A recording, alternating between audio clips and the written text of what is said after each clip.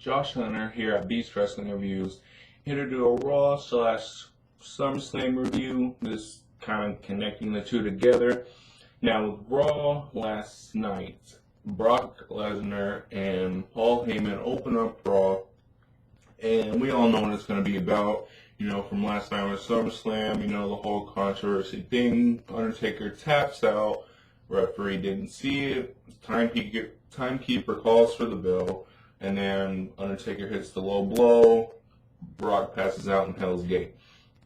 Obviously, Paul Heyman and Brock are going to come out and talk about that, and they did. And then, basically the big question would be, would we see a third Brock versus Undertaker match, which I'm sure we will in the future, but tonight we got no confirmation for that.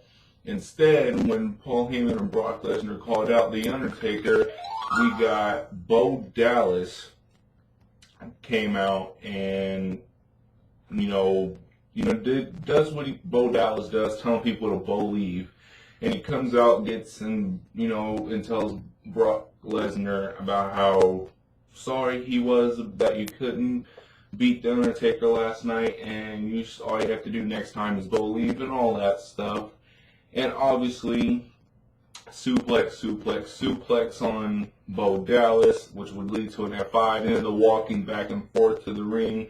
Paul Heyman getting him to get one more in. That was pretty cool. But the fact that tonight we got no confirmation for a third match, I'm not surprised that we didn't get a third match, or that we had no confirmation for a third match at the next pay-per-view or even the next one, because we've been seeing a lot of Brock Lesnar lately, which, nobody is used to. We've seen him at the last couple of pay-per-views. He's been on quite a few Raws in these last couple of weeks, and the weeks prior to Battleground with Seth Rollins and all that stuff. So we've actually seen a lot of Brock Lesnar, which we're not used to, and how many dates that he agreed to work in his contract, who knows, but we've actually seen a lot more than Brock Lesnar than we're used to. So I knew sooner or later, we're going to have a little break from Brock Lesnar, and then, who down the road will probably get either a third Brock Lesnar versus Undertaker match, or, maybe next year WrestleMania. Who knows? But, no confirmation for that. But the opening was pretty good. It was actually kind of funny as well, seeing the crowd reaction, like cheering for Brock Lesnar, like last night with the split crowd between, not last night, but at SummerSlam, the split crowd between, Undertaker and Brock Lesnar. And then the Undertaker and Brock Lesnar match was actually pretty good. It was better than I had expected, just because, when you see a rematch, especially a rematch between, the guy who defeated the Undertaker's streak, you just kind of already expect, well, it's not, in terms of wrestling, this was definitely a better match, but in terms of, the stakes, obviously, the WrestleMania 30 match was better, but this was definitely a better wrestling match, and just the things that happened in the match, Brock Lesnar sitting up, laughing at Undertaker, and then Undertaker sitting up and mocking Brock Lesnar and laughing at him, which is all over Instagram and Twitter and everything. Undertaker laughing, and then Brock Lesnar flipping off the Undertaker as he would pass out. It was a pretty good match. And then, but after Brock and Paul Heyman open Raw, we get New Day versus the Lucha Dragons, and New Day comes out singing, that doesn't really surprise me, but this time we got Xavier Woods coming out with the trombone, and that's actually what kind of surprised me, because, really? I thought it was, I guess funny and everything, but, I don't know, you just won the tag team champions, and you come out with the trombone. It was funny. You expect the heels to celebrate, but I guess I was just caught off guard, like the trombone, and that's where, last night's Raw, there was nothing bad about it, about what happened with New Day, but last night's Raw in general, it, had its great moments, and then it had, its very bad moments, and then it had its good matches, and then it had its, really sucky matches, which that's almost the story of Raw these last couple of weeks. Like, it has its great moments, and then you're like, wow, okay, that was actually kind of cool. And then you have those, like, dumb moments where it's like, why was that even on TV? Now, I'm not necessarily saying what New Day did was stupid, because it really wasn't, because that's part of their gimmick, that's part of their character. They're supposed to come out. I mean, they just won the tag team championships, which I felt they shouldn't have dropped to the primetime players in the first place. I felt like they should have just kept the titles and had it for a long while. The match between them and the Lucha Dragons, I mean, was entertaining for what it was. It was like 5 minutes long.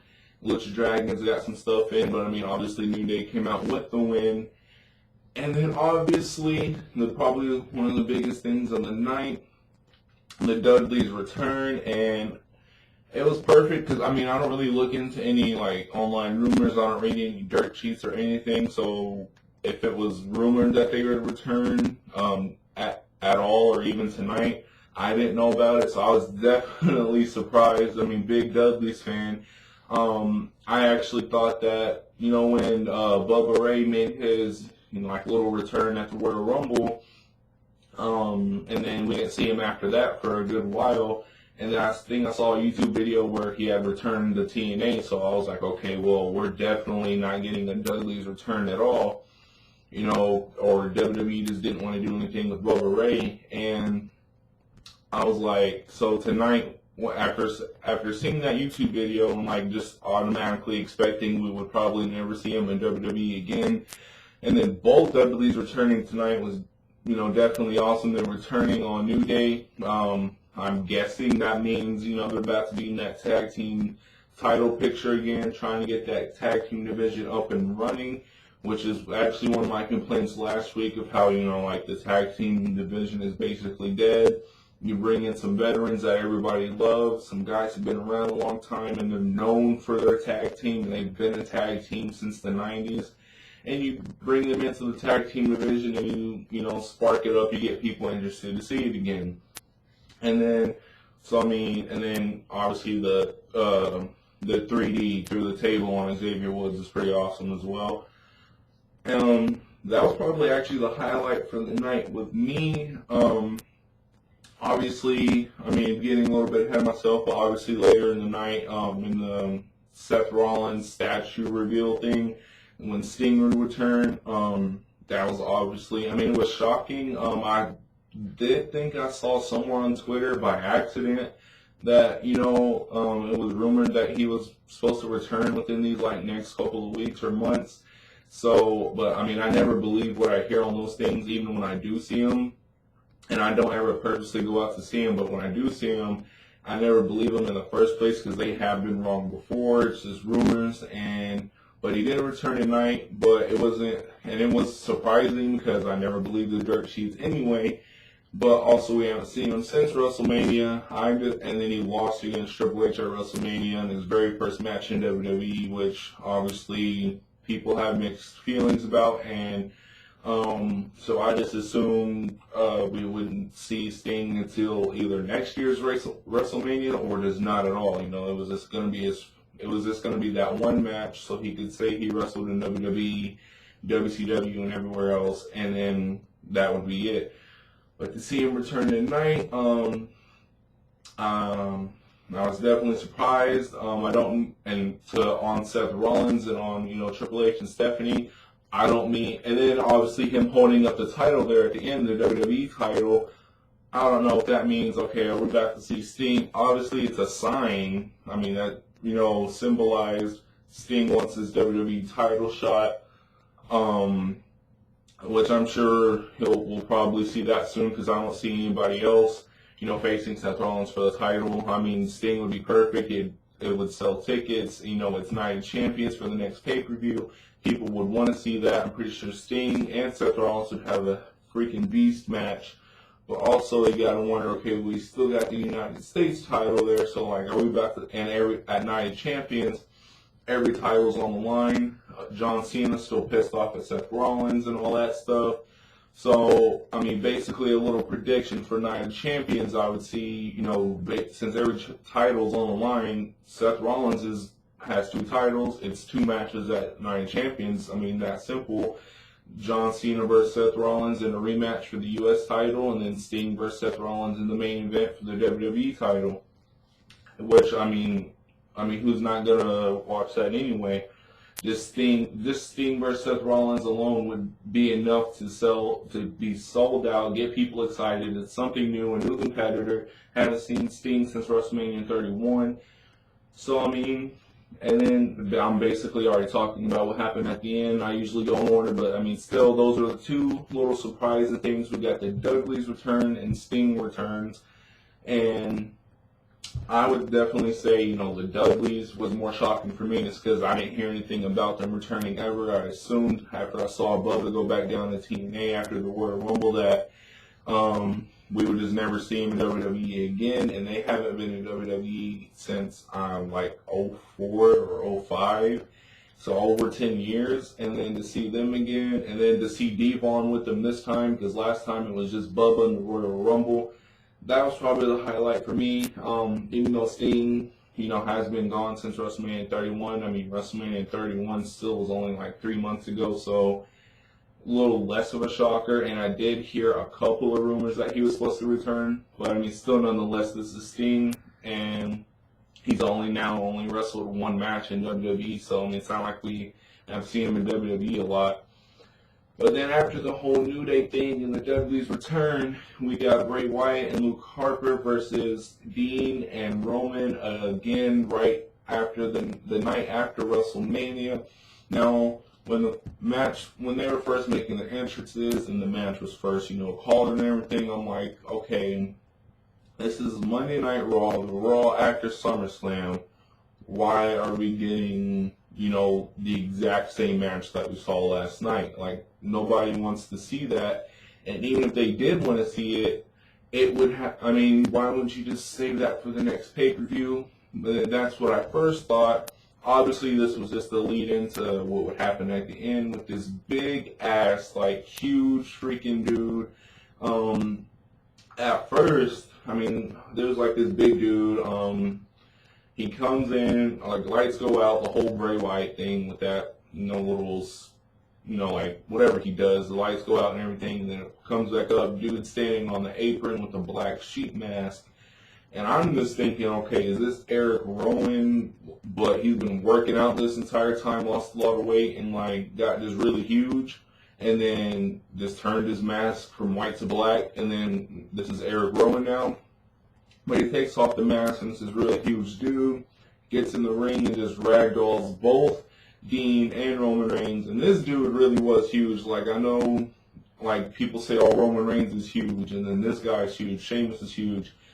Which, they all are, but, like, this dude was huge. He legit made Roman Reigns look small, and was just, tossing his guys around like they were nothing. And I haven't seen this dude. Maybe he was down at NXT, but I don't remember seeing him down in NXT. Which, if he wasn't in, NXT on NXT TV, then that's actually kind of weird. He would have been like the first guy in a while that we've seen on the main roster who wasn't down in NXT on their TV.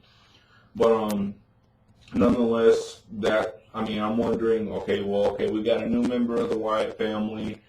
Now, Bray Wyatt would later on say, I told you, that we would eventually get you and anyone but you and all this stuff. As long as you breathe, I'm going to be coming after you and all that stuff. And this is one of his, like, secret weapons and all that.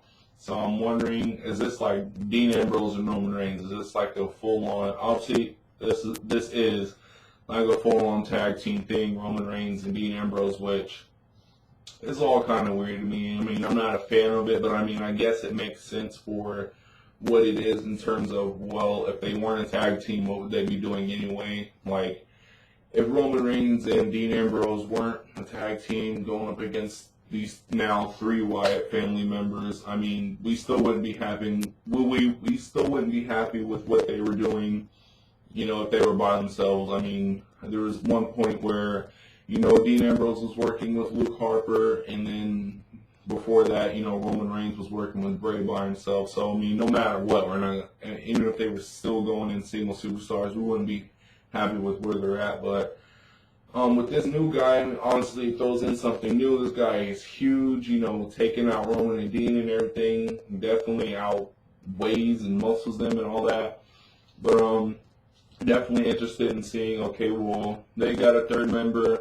Is, Dean and Roman going to get a third member? If so, who? Do we know? Like, all that other stuff. But, I mean, it was what it was. I mean, besides, this new mystery guy, I mean, which Bray said his name, but I just can't remember it right now. But, or actually, I remember what he said, but it was kind of hard to understand him. But, it was what it was. I mean, it wasn't, besides, that guy, coming in and just tearing stuff up, it was what it was. It wasn't really that interesting because we just saw it the day before at SummerSlam.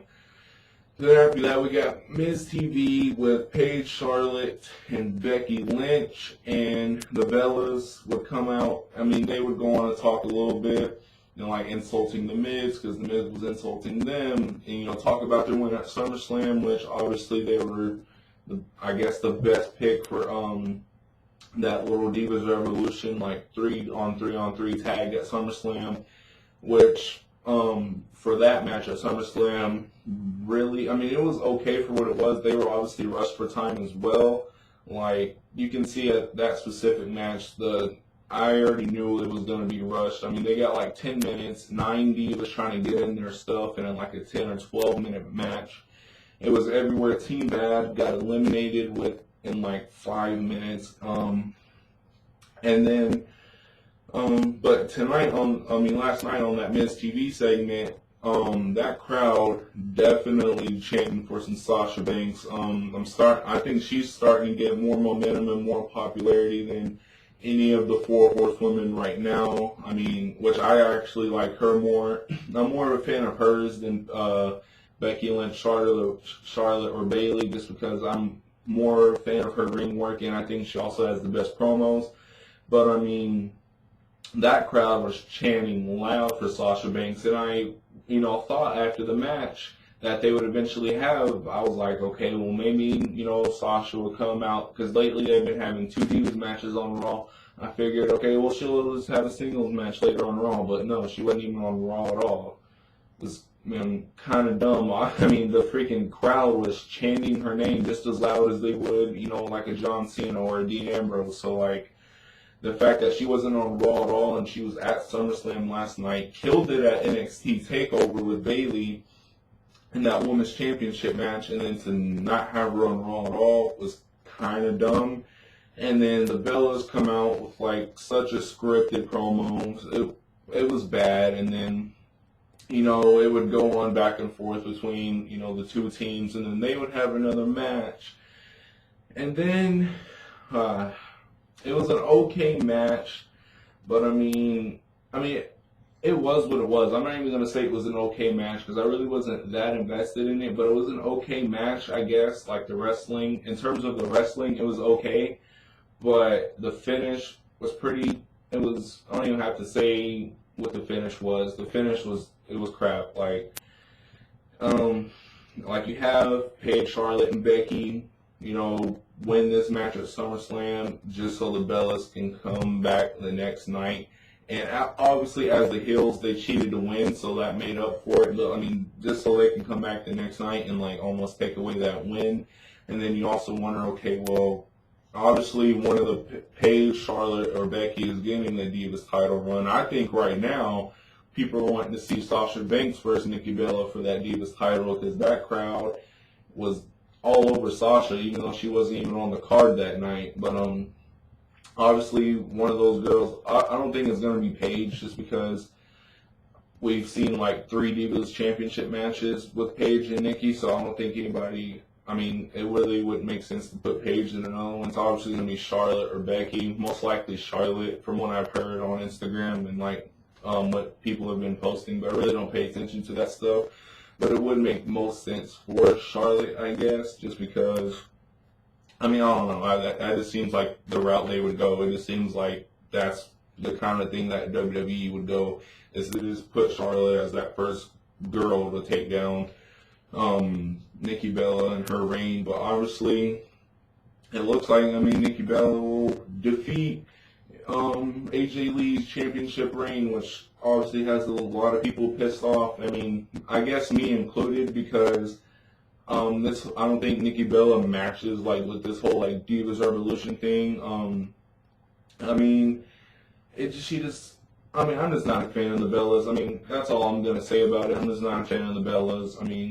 Their work is not that good. Their wrestling's not that good. They're bad actors. They're bad promos. All around, I'm just not a fan of them. And I don't care, if you are a fan of the Bellas, good for you, but I'm just not a fan of them. I don't even think they should have had the Divas championship run that they did, but I'm just not a fan. And obviously Sasha Banks, especially with the following that Sasha Banks, Becky Lynch, and Charlotte are getting, especially Sasha Banks, eventually, with those, and then once Bayley gets caught up here, in the near future, when those 4 girls are on the roster together, and the following that Sasha and everybody else is getting, eventually nobody's even going to, at least in my opinion, and based on what you've seen in the past, nobody's even going to care about, the Bellas eventually anymore anyway. And they're also, and their work will speak for itself. Sasha Banks' matches are awesome. Charlotte's matches were awesome. Becky Lynch's matches were awesome. Especially, I think everybody went crazy with that Sasha Banks versus Bayley match at NXT TakeOver. One of the best matches we've seen probably in a long time. Not just in the Divas, but just period. One of the best matches we've seen probably in the last maybe couple years. It was a really good match. And maybe that's why Sasha Banks, we like that crowd right there in Brooklyn, since it was also, the TakeOver was also at Brooklyn, that's where that crowd wants some Sasha Banks.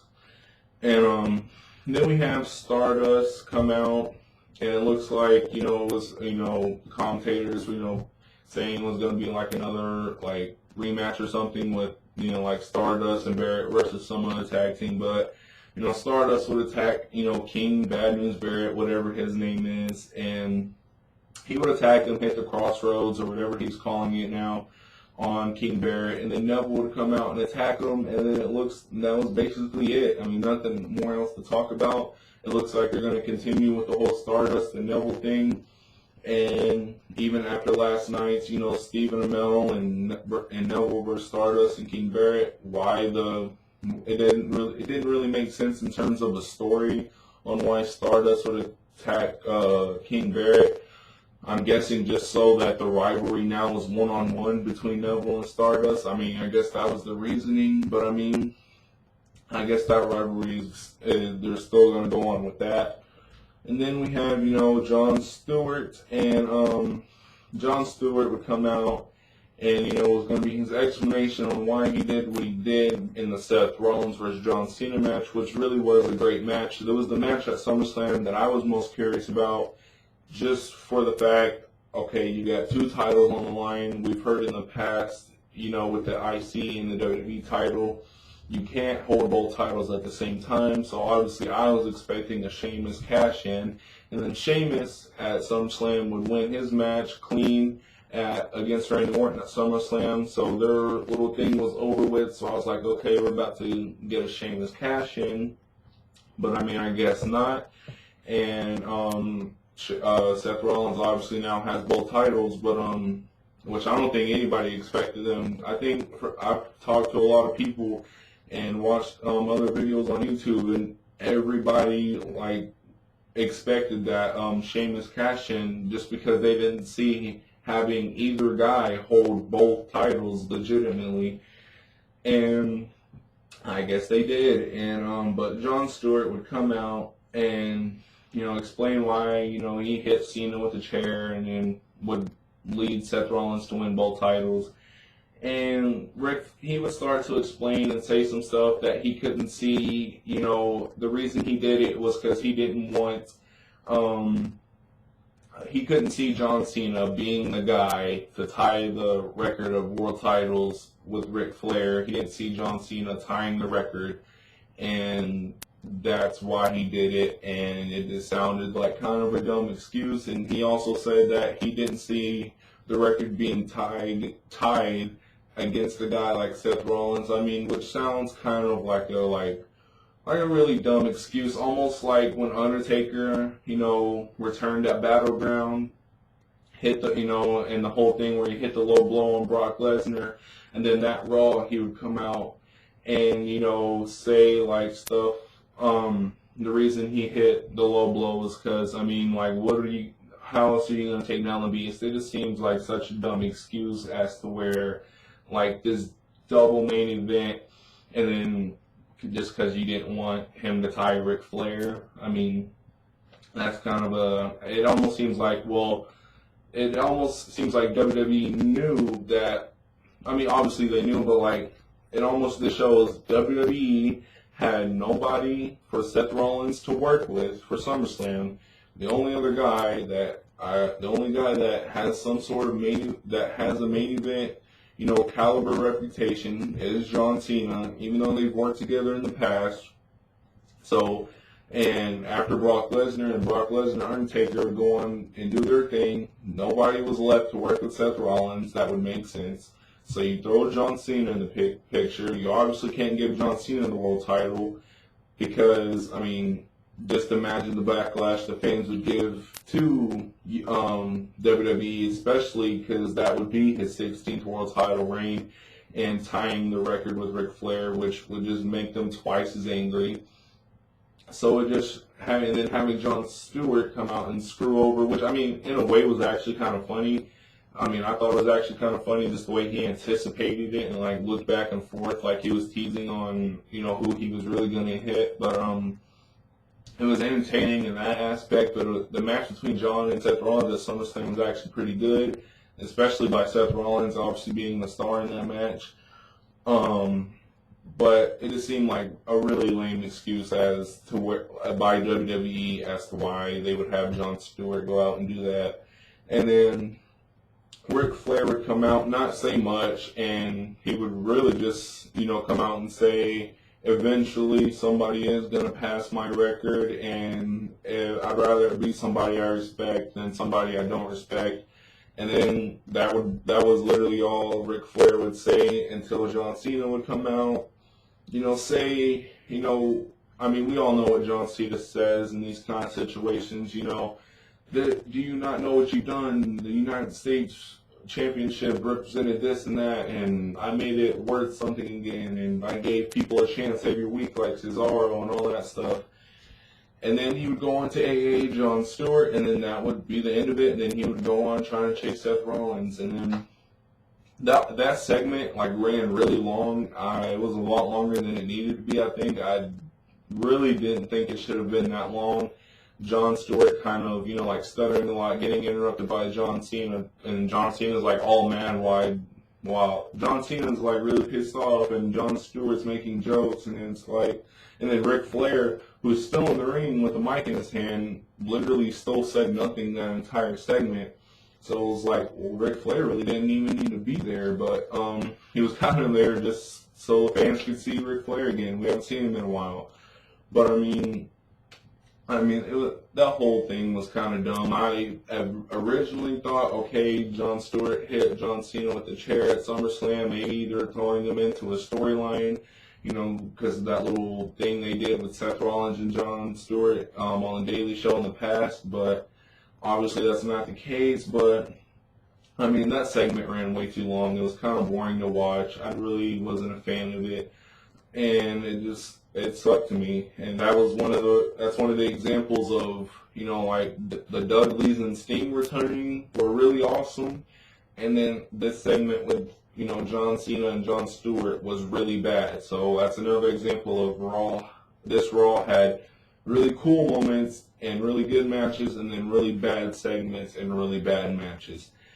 And then we would go on to the main event match, which would be Dolph Ziggler, Cesaro, Randy Orton, and Ryback versus Rusev, Kevin Owens, Sheamus, and Big Show.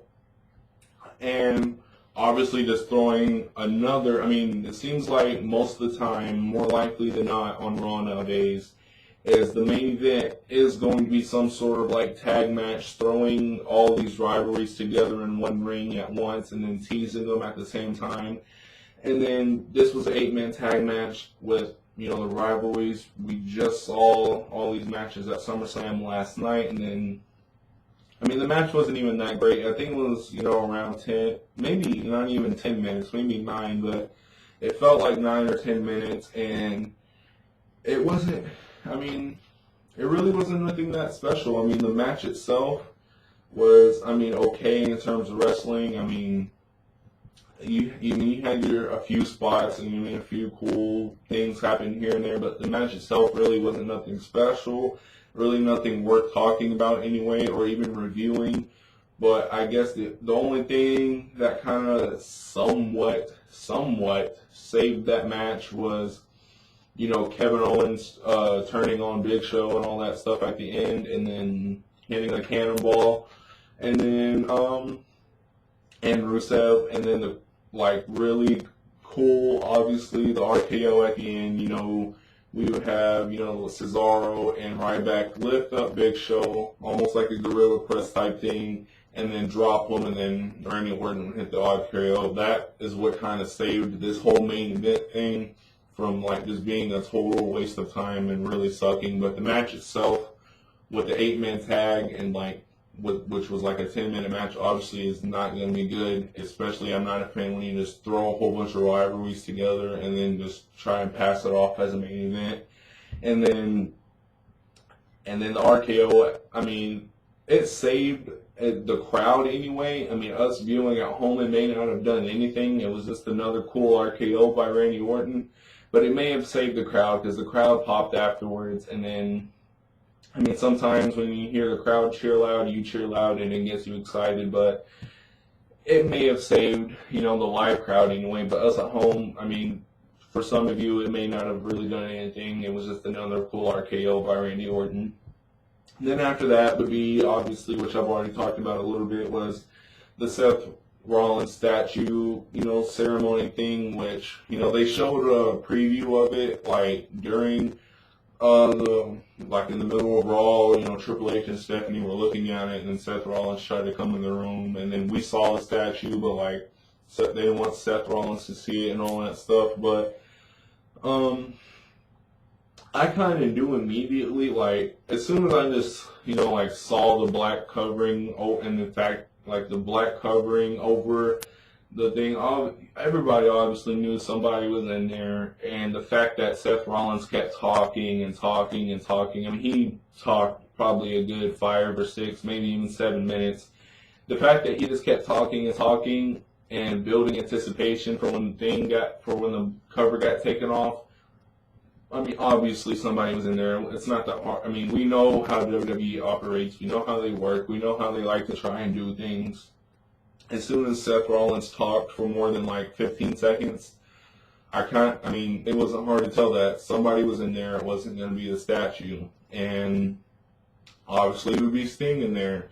And then Triple H and Stephanie McMahon, Stephanie McMahon makes sense, but Triple H would run out of the ring instantly, which kind of was okay, you just fought this guy at WrestleMania 31, Seth Rollins is your student or your whatever, your protege, and you run out of the ring instantly as if you're just seriously scared of this dude or whatever. Obviously Triple H isn't a full-time wrestler or anything, but if anything, stay in the ring and have Sting take out Triple H and Seth Rollins, and then, that be that. But anyway, Sting would return, and Seth Rollins would go after Sting, and then the huge pop by the crowd, by the way. Wasn't it was a pretty big pop. That crowd was pretty live, and they were pretty, loud the entire show. Especially, considering you had TakeOver Saturday, SummerSlam Sunday, and then Raw last night. But they were pretty loud the entire night. Huge pop for Sting. Sting would get the Stinger Splash in, and then Seth Rollins would roll out of the ring and then hold up that WWE title, symbolizing that he wants a WWE title match. And I'm pretty sure we'll get it, because, why else would you have Sting return? You can't just put Sting with anybody. and Seth Rollins, and then you still have, John Cena pissed off at Seth Rollins as well, as part of the whole story, and then he obviously wants like the whole rematch clause thing with the United States title, and then Night of Champions being the next pay-per-view. Obviously, Seth Rollins is is obviously he's can't speak. Obviously, he is defending both titles at Night of Champions versus Sting and John Cena, and he's going to be pissed off about it these next couple of weeks. Once, the authority tells him, as if it's not already that obvious. Stephanie McMahon, on the outside screaming, no, never, you're never getting a WWE title shot, and all that stuff, but obviously it's going to happen. Sting versus Seth Rollins, and overall, I think I'm giving this Raw, just based on, in terms of wrestling, it was okay, I don't even know really what to call it, but in terms of just the matches in itself, you really can't grade this Raw based on the matches because it is the day after SummerSlam. They were mainly doing a lot of segments, answering questions and all that stuff, and so in terms of matches, you really can't grade this Raw by that. But in terms of matches, I'd probably give this Raw like a 4 or 5 out of 10. But in terms of like entertainment and just excitement and keeping you on your toes, I'd probably give this a 6 or 7, 6.5 out of 10. Just based off the Dudleys returning, haven't seen them in over 10 years. Sting comes back since WrestleMania 31. And obviously seeing a few, putting in the places for Sting versus Seth Rollins for the WWE title at Night of Champions. So all in all, it wasn't the best Raw ever, but it was okay. I definitely, I was happy. The entire Raw could have been, the Dudleys returning alone, and I probably would have been happy just because how long has it been since we've seen them?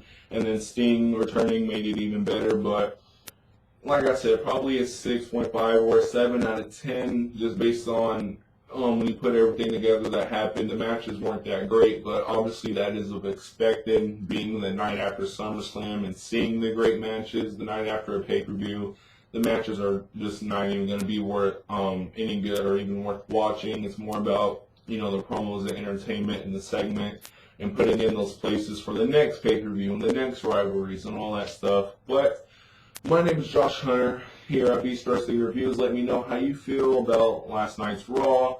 Also, let me know how you feel about Sting versus Seth Rollins for the WWE title match. And especially, I don't even have to ask, let me know how you feel about the Dudleys returning last night on Raw, and how excited are you going to be, and do you think they will take the titles off these do you think the veterans, the Dudley boys, are going to take the titles off New Day after just winning them? And do you think the Dudleys will definitely make the tag team vision, alive again and worth watching again? My name is Josh Hunter here at Beast Wrestling Reviews. Please like, subscribe, and comment down below on everything you thought about Raw. And until next time, when I do NXT reviews, SmackDown reviews, and all pay-per-view, and I also do all the reviews on all the pay-per-views. So yeah, like and subscribe.